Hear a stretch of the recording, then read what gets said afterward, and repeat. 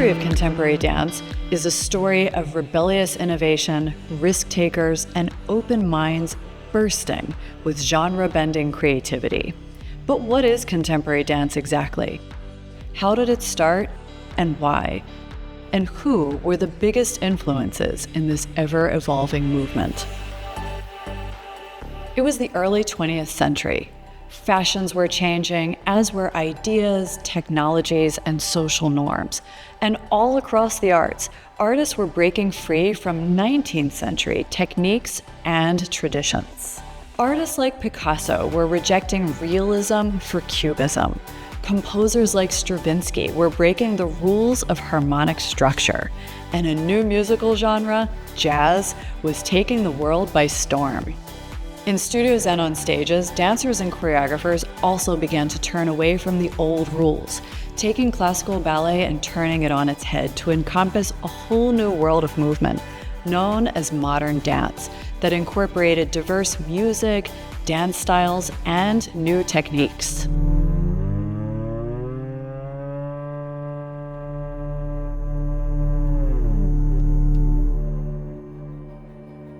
One woman in particular set the stage for what would later become contemporary dance. Isadora Duncan, often referred to as the mother of modern dance, was at the forefront of this change, combining natural movement with dynamic musicality, liberating dance from the strict rules of classical ballet and quite literally dancing to the beat of her own drum.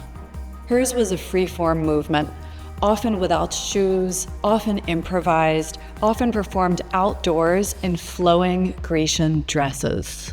This rejection of ballet's techniques and philosophies rocked people's ideas of what dance, art, and society could be, opening the door for a whole new generation of artists who would own the modern movement, such as Ruth St. Denis, Lester Horton, Alvin Ailey, and perhaps most notably, Martha Graham. But it was Graham's protege, Merce Cunningham, who in developing his own style was to become the father of the next evolution in dance, contemporary dance. Cunningham combined both ballet and modern, transforming them to create a new style that is by definition in a constant state of reinvention. His work really was radical in many ways, including the way the works were actually created. In collaboration with his life partner, the composer John Cage, they relied on chance to create both music and dance, divorcing dance from traditional narratives and meaning, famously insisting that dance and music should not be purposefully aligned, leaving the doors open for the unpredictable.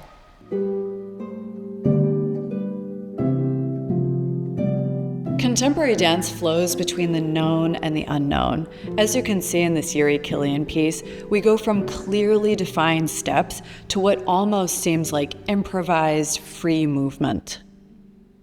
If Cunningham separated dance from narrative and meaning, Killian returned it to poetry and pattern. His work combines a surreal and poetic modernism with the stunning beauty of balletic forms.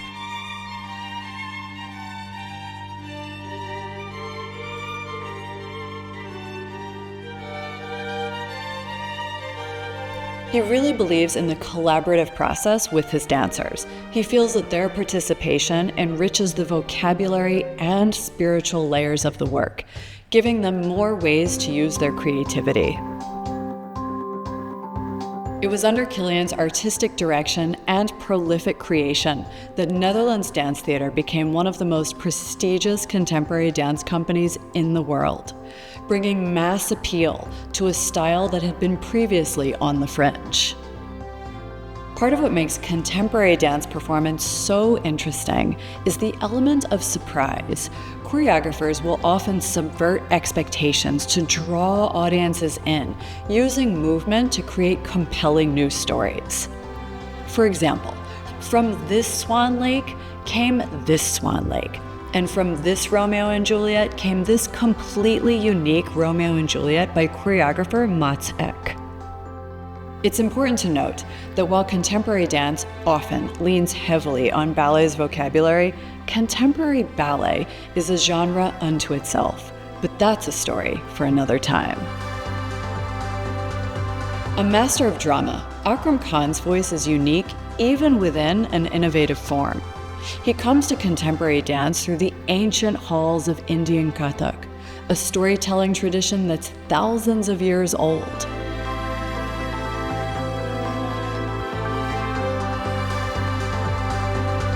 And you can really see this influence in his masterpiece Sacred Monsters, which he created on one of the greatest classical ballerinas of all time, Sylvie Guillem, who is also revered worldwide as a contemporary dancer.